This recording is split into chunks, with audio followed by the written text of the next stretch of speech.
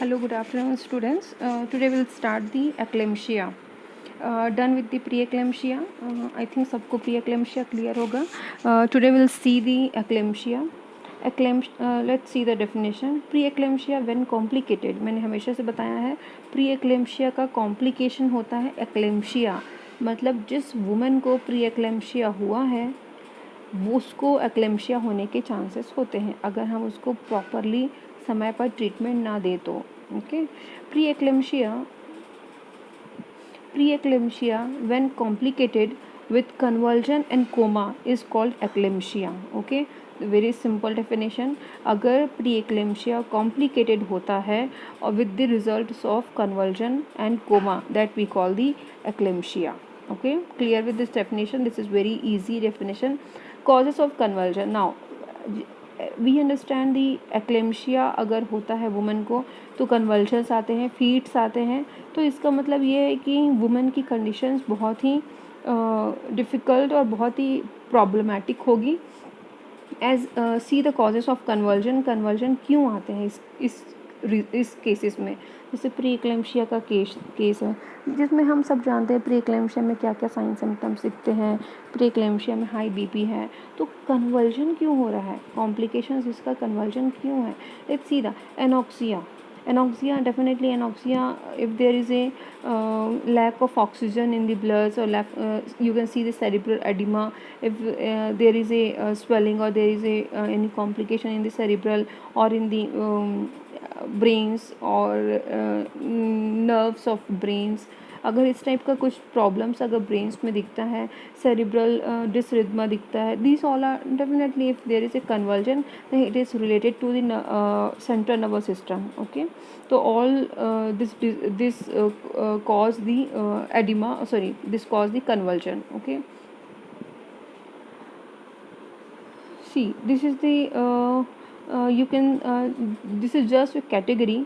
Onset of जब fits होता है तो एंटी पार्टम में और पोस्ट पार्टम में और इंट्रापार्टम में कितने परसेंटेज दिखते हैं. तो we can see in the image onset of fits हमको कैसे मिलते हैं. पोस्ट पार्टम पीरियड में 20% मिलते हैं. एंटीपार्टम पीरियड में मीन्स ड्यूरिंग द प्रेगनेंसी 50% मिलते हैं. और इंट्रापार्टम पीरियड जब डिलीवरी होती रहती है उस टाइम पे 30% of women suffer with the fits. Okay fits आते हैं. इस कंडीशन में कितने परसेंटेज फिट्स आने के चांसेस होते हैं. So these are the clinical features. क्या क्या clinical features, clinical manifestations women face करती है. Previous manifestation of pre eclampsia called as a premonitory symptoms. Pre eclampsia में जो सिम्टम्स हमने देखा था उसको प्री मॉनिटरी सिम्टम्स बोलते हैं. एक्लेम्प्टिक कन्वर्जन फीस और the fits are epileptic form and consist of 4 stage. अब सारे एक्लेम्शिया के जितने भी सिम्टम्स हैं that is divided into stages. See, first is pre-monitoring stage. The patient become unconscious. ये जो pre-monitoring stage होता है इस स्टेज में पेशेंट जो होता है वो अनकॉन्शियस होता है. There is a twitching of muscles कि only mother feel the twitching of the muscles of the face, tongues and limbs. हाथ में, फेस में, टंग्स में ट्विचिंग फील होता है. जब फीट्स से पहले वाला ये स्टेज है. ओके तो ट्विचिंग फील हो रहा है मदर को उस टाइम पे.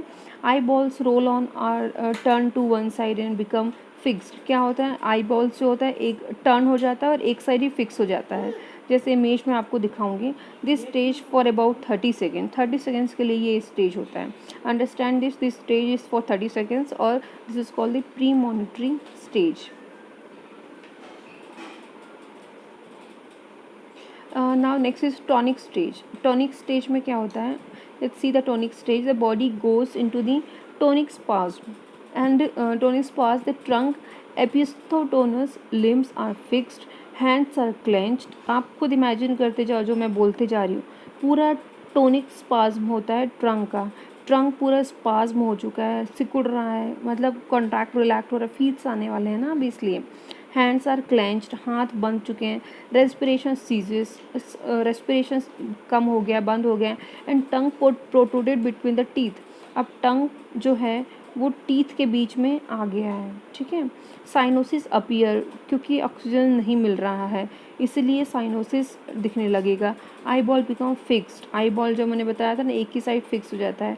This stage about the 30 seconds, मतलब you can imagine in this stage कैसा कंडीशन होगा यार पेशेंट का। This is very very dangerous stage जिसमें पेशेंट की डेथ भी हो सकती है बिकॉज रेस्पिरेशन इज सीज्ड, इसीलिए there is a chance of death also.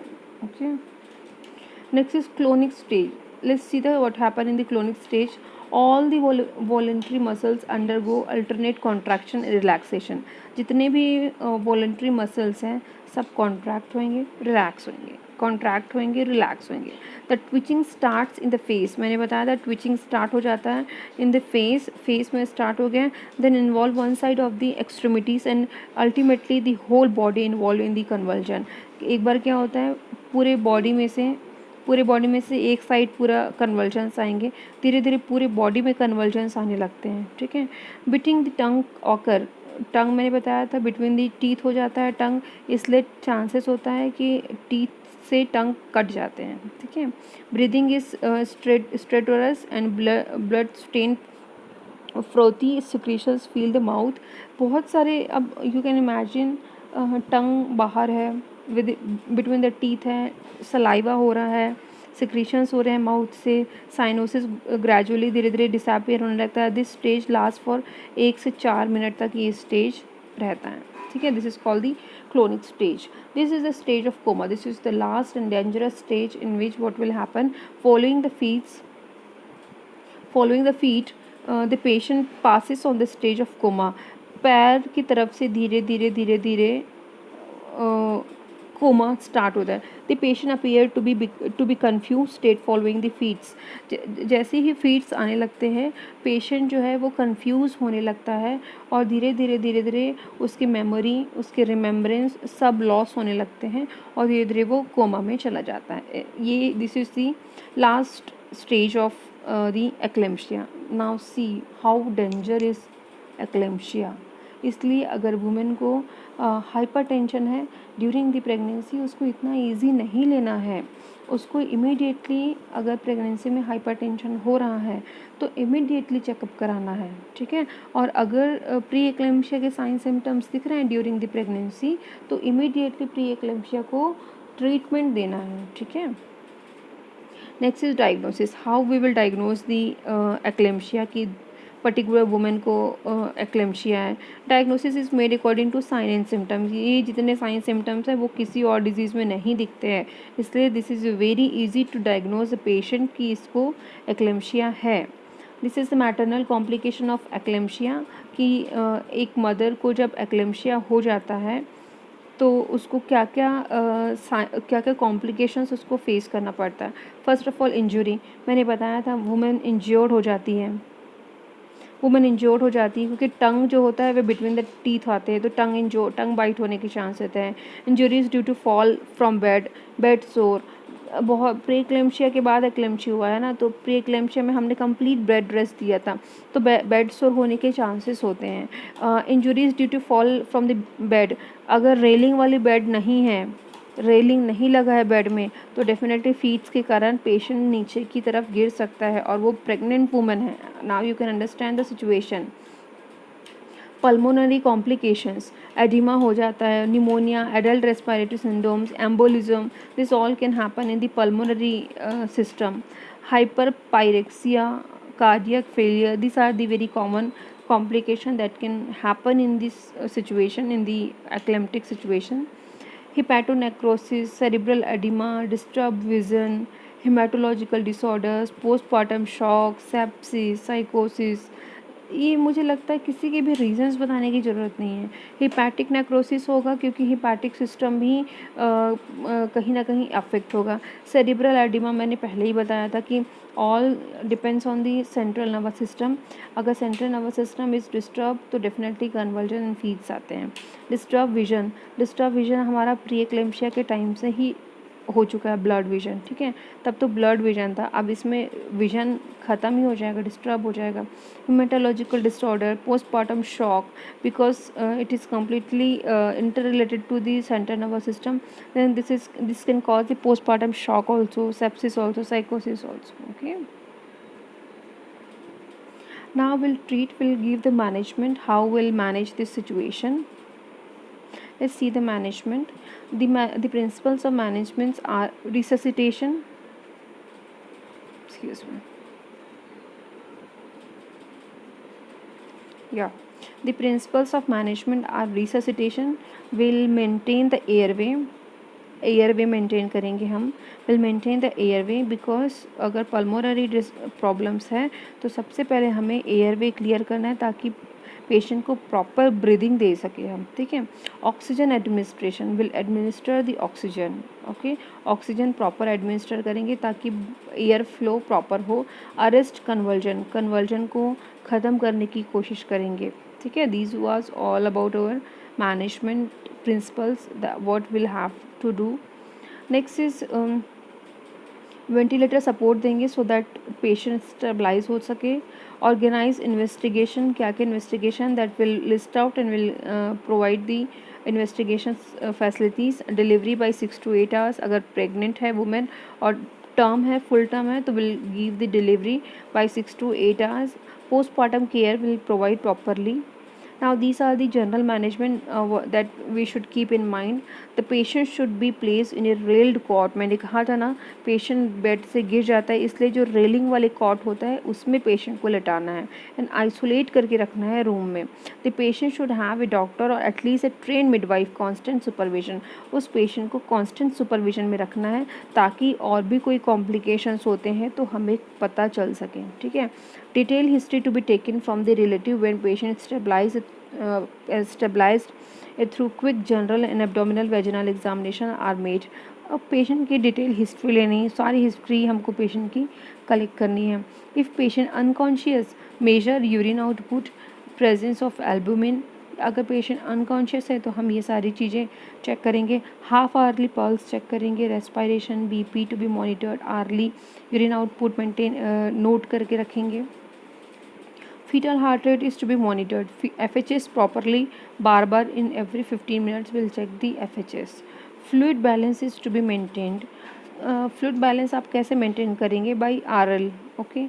We'll start the RL so that the fluid balance body में maintain रहे। Antibiotic to prevent infection, ampicillin will provide because there is a chance to have the infection also, ठीक है। Now this is the specific management. Anti convulsion and sedative regimen हम लोग provide करेंगे जिसमें will provide the medications, magnesium sulphate, the drug of choice, this is the drug of choice.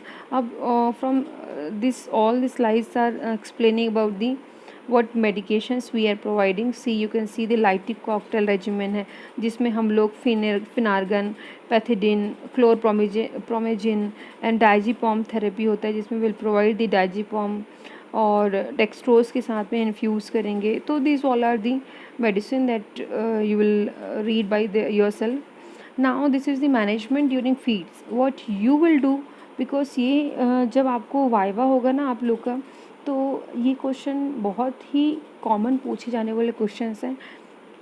आपको examiner ये पूछेगी कि आपके पास एक फीट्स के साथ में एक पेशेंट आया हुआ है आपके हॉस्पिटल में, what will be your prior treatment, what you will do first. आपको इस तरीके से क्वेश्चंस पूछ सकते हैं क्योंकि मुझे पूछा गया है इसलिए मैं आपको बता रही हूँ और this is very very common question. तो you all have to keep in mind. In pre monitoring stage a mouth gag is placed, अगर माउथ गैग हम प्लेस करेंगे अगर प्री मॉनिटरिंग स्टेज में अगर पेशेंट आता है तो, ठीक है, क्योंकि प्री मॉनिटरिंग स्टेज ऐसा स्टेज होता है जिसमें टंग जो होता है टीथ के बीच में आने लगता है। इट वॉज स्टार्टिंग स्टेज, याद करो, और याद नहीं तो फिर से पीछे जाके पढ़ो हर स्टेज में क्या क्या सिम्टम्स मिले हैं। इस स्टेज में क्या होता है, टीथ के बीच में टंग आने से हम बचा सकते हैं क्योंकि टंग कट जाता है, तो टंग को कटने से बचा सकते हैं हम लोग अगर हम माउथ गैग लगा देते हैं तो, ठीक है। The air passage is to be cleared, air passage हमको क्लियर रखना है so that the air flow should be maintain. और जैसे हेड में प्रॉपर ब्लड सर्कुलेशन नहीं हो पा रहा, इसलिए सारे प्रॉब्लम्स दिख रहे हैं। तो हम एडवाइस करेंगे मदर को कि head turn to one side, head को एक साइड में ही टर्न करके रखें। Raising foot end of the bed, foot end को रेज करके रखना है बेड का। ओके, ऑक्सीजन इज़ गिवन, क्योंकि ऑक्सीजन की बहुत कमी हो रही थी वुमन को, will provide the oxygen. Thiopental sodium, this is one medicine, will provide the women with the 5% of dextrose. Treatment of complication, prophylactic use of antibiotics. Now this is the obstetric management during the pregnancy and during the labor and during the postpartum period, what you will, how you will manage. ठीक है, see we'll see this one by one. See, now in the obstetric management, during the pregnancy, how will treat the as a obstetrician, how will treat this eclampsia during the pregnancy. Let's see. In majority of the cases, antepartum eclampsia labor start soon after convulsion, but when labor fails to start, the management depends on, ठीक है, depends on this following. मैंने क्या बोला, in majority of the cases antepartum eclampsia जो होता है वो labour start after सून, excuse me, थोड़ी देर से आती हूँ मैं, या in majority of the cases with antepartum eclampsia, हमने डिविजन्स देखे थे, आपको मैंने सिखाया था डिविजन्स में एंटीपार्टम के कितने होते हैं, इंट्रापार्टम के कितने होते हैं, पोस्टपार्टम के कितने होते हैं। तो it's depend on the following things, whether the fits are controlled और not, the maturity of the foetus, ये सारे सिचुएशंस देखते हैं। मदर का फीट्स जो है वो कंट्रोल हो गया है क्या, the maturity of the foetus हुआ है क्या, अगर मैच्योर हो गया फीटस, अगर फीट्स कंट्रोल आ गए हैं, then will take the action accordingly. Okay, अब अगर फीट्स कंट्रोल नहीं हुआ है, सी अब अगर फीट्स कंट्रोल नहीं हुआ है और बेबी मैच्योर है, तो what will do, will termination of pregnancy should be done. मैंने क्या बोला, कंटिन्यू फीट्स आते जा रहे हैं और बेबी मैच्योर है, तो क्या होगा इस सिचुएशन में, आप नॉर्मल डिलीवरी कर ही नहीं पाओगे। Either you will do the termination और you will insert the medication, ताकि आप उसको सिडेटिव्स दे के आप उसका CS कर सको। ठीक है, if the cervix is favorable and there is no contraction of vaginal delivery, surgical induction of low rupture of membrane is to be done. Surgical induction करेंगे हम, सर्जरी करके इंडक्शन करेंगे so that low rupture of membrane करके हम baby को delivered कर सकें। Oxytocin drip may be added selectively, oxytocin ज़रूरत पड़ने पर will provide the oxytocin also. When the cervix is unfavourable, अगर सर्विक्स अनफेवरेबल है, नहीं कोऑपरेटिव कर रहा है, the cervical ripening with the prostaglandin 3 gel हम यूज़ करेंगे। If the cervix is unfavourable, अगर सर्विक्स अनफेवरेबल है तो will use this gel and will do the normal vaginal delivery and caesarean section is preferably. Then baby premature, अगर baby premature है, then continuation of pregnancy for few more weeks, तो हम pregnancy को continue करेंगे with the hope to have the viable baby, यही कोशिश करेंगे कि एक वायबल बेबी को हम डिलीवर्ड कर सकें। If the baby is dead, अगर बेबी डेड है तो expulsion of the baby occur later, तो जैसी मदर स्टेबल हो जाती है will expel out that baby. Okay, so this is the obstetrical management of the eclamptic women. Fits not control, या one more step is also here. फिर अगर fits control नहीं है, सब चीज़ नॉर्मल है, फिट्स कंट्रोल नहीं हो रहा है, termination of pregnancy should be done. Only the one way or one choice is termination. Okay, next is during the labor, what will do during the labor। अब मदर आई है labour के लिए, ठीक है, अब in this situation what you will do, the labour is well established, low rupture of the membrane is to be done, ये सारी चीज़ें आपको करना है। If the baby is dead, अगर बेबी डेड है तो वेंटोस डिलीवरी और क्रेनियोटोमी करके बेबी को आउट करेंगे। ठीक है, next we'll have the choice of cesarean section। It is done for if patient is unconscious, अगर पेशेंट अनकॉन्शियस है, फीड्स नहीं आ रहे हैं, poor prospect of vaginal delivery, कोई चांसेस नहीं है वेजाइनल डिलीवरी का क्योंकि पेल्विस जो है, सर्विक्स जो है वो अनफेवरेबल है। इफ़ हैविंग माल प्रेजेंटेशन, अगर माल प्रेजेंटेशन दिख रहा है वुमन का, एंड हैविंग अनकंट्रोल फीड्स, अगर अनकंट्रोल फीड्स दिख रहे हैं तो will go for the caesarean section. Okay, next is follow-up and prognosis. Follow-up checkup is very important in the acclimatic conditions. Patient should be followed up in the postnatal clinic by 6 weeks time. Patient को advice करोगे कि वो 6 weeks time में वो बार बार follow up checkup के लिए आए। Next is nursing process that you will have to maintain कि क्या नर्सिंग प्रोसेस बन सकता है। Tomorrow will see the gestational hypertension. Okay, that's all for today. Thank you very much.